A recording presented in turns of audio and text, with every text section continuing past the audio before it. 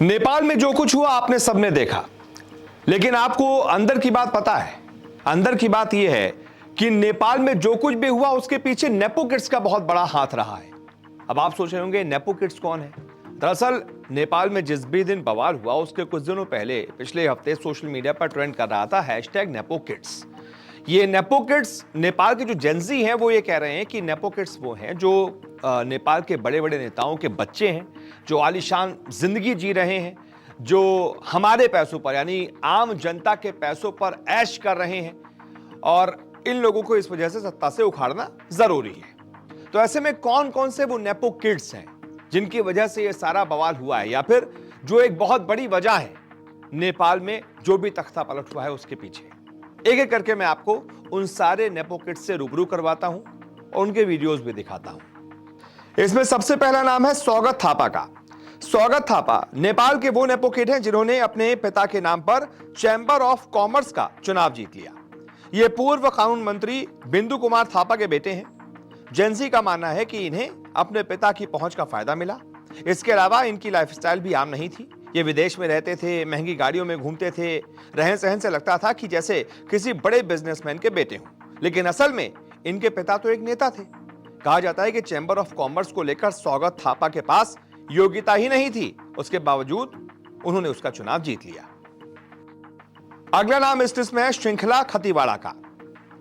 Gen Z की list में श्रृंखला खतीवाड़ा दूसरे नंबर पर आती है। श्रृंखला ने वैसे तो मिस वर्ल्ड नेपाल का खिताब हासिल किया हुआ है, लेकिन युवा मानते हैं कि उन्हें यह खिताब अपने पिता की पहुंच की वजह से मिला।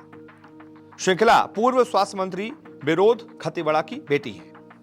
इनकी उम्र सिर्फ 29 साल है। ये भी लग्जरी लाइफस्टाइल जीती हैं, छुट्टियां विदेशों में मनाती हैं। जेंजी आंदोलन के बाद इनके इंस्टाग्राम पर 1 लाख फॉलोअर्स लगभग घट गए। इसके बाद अगला नाम इस लिस्ट में है बीना मगर का। बीना मगर पर भ्रष्टाचार तक के आरोप लगे हैं।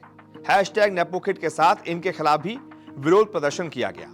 बीना पूर्व पीएम पुष्प कमल दहल प्रचंड की बहू हैं। ये नेपाल की जल मंत्री थी और इस दौरान इन पर भ्रष्टाचार के कई सारे आरोप भी लगे थे। आरोप है कि बीना सरकारी फंड से विदेश यात्राएं करती थी। इन्हें परिवारवाद की राजनीति का फायदा मिला। इन्होंने ग्रामीण जल योजना के बजट में से कटौती कर अपनी जेब भरी थी, इसलिए इनका भी विरोध हुआ।